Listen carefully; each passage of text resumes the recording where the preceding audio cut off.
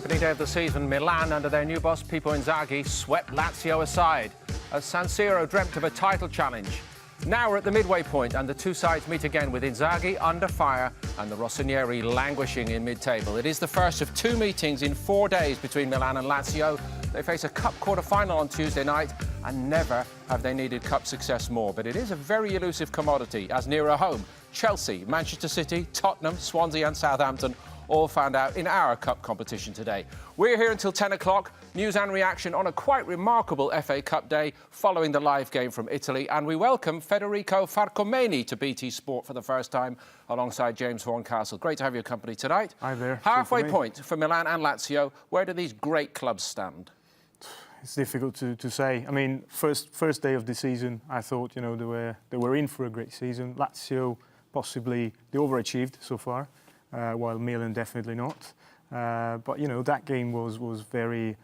it could tell you something about Lazio because, you know, they had like 12 corners to nil. They shot more on goal, they had more possession in the second half and still lost the game, missed the penalty with Djordjevic. And, you know, you could see that things were there for Lazio to grow.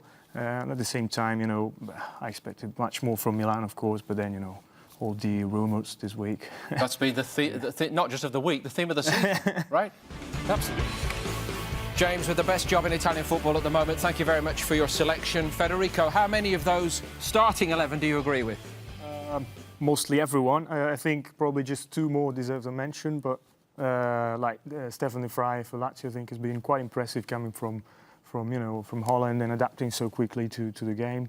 But, you know, you have Basta in the starting 11, so yeah, that's I've got one Laziale in there. Yeah. I mean, De Vrij had a baptism of fire in that first game against Milan. Yes, he did. He was at fault for a lot of those goals, but a great signing, I thought, from the Biancocelesti in the summer because he was one of the best players at the World Cup. And who was the other one you wanted to give an honourable mention to? The other one probably Franco Vasquez, but just because, you know, it's quite impossible not to mention him just because, you know, of Palermo's 31 goals, 21 have involved both Franco Vasquez or Dybala, so it's difficult to... Does he look to have the game to you, Federico, you know, from the technical standpoint, to withstand the rigours of life at the top year on year? I think he does, and, you know, he's been, as the graphic said, 67 saves as well, most saves in Serie A. Not because Genoa defence has been porous, but just because, you know, he's been really that good. And, you know, he's held the pressure in important games.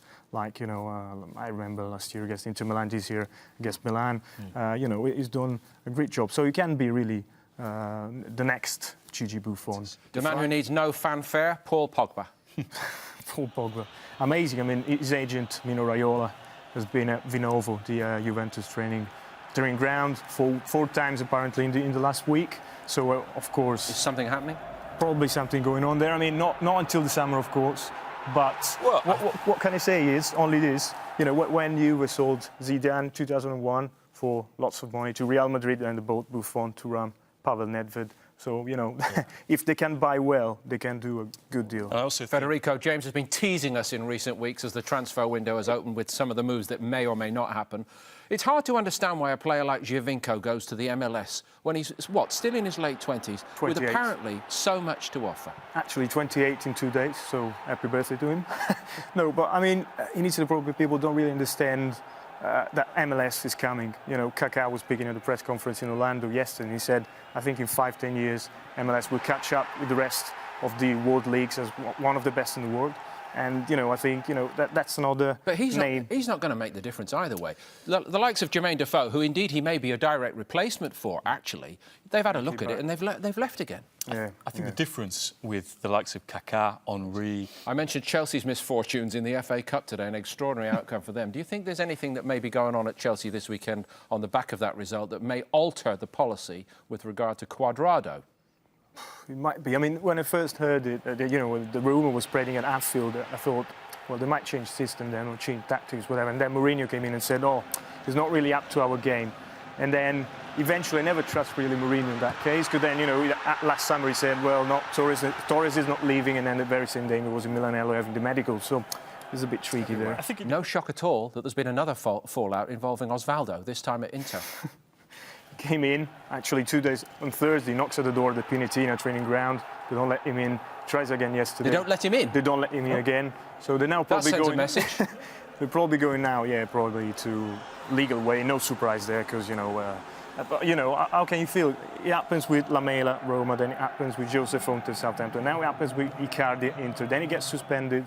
So he hasn't found peace since he left Rome in 2013. He's still looking for a place to be, And speaking of a peaceful outcome, as ever, Cassano. It's all going wrong for him again. Well, I mean, this is a club that has had some financial turmoil all season. Wages not going paid. So he's gone to the new hierarchy, the new owners, and said, "Excuse me, do you mind paying me?" I mean, Federico was saying in our production meeting that Cassano's kind of served notice on his flat that he has in Parma, but he might not be able to afford to pay the rent. I mean, he might be homeless on the streets of Parma, the cool guy. He needs to get paid. Oh, medical today. So, I mean, done and dusted, I think. 59 goals already, 143 games with Fiorentina, which is a good start, I think. He said he was very happy to come back. So that's a good move. And Diamante as well. Is that correct? Yeah, Diamante. So what does that say about Montella's view of what he's had so far this season? Well, it doesn't speak highly of Mario Gomez.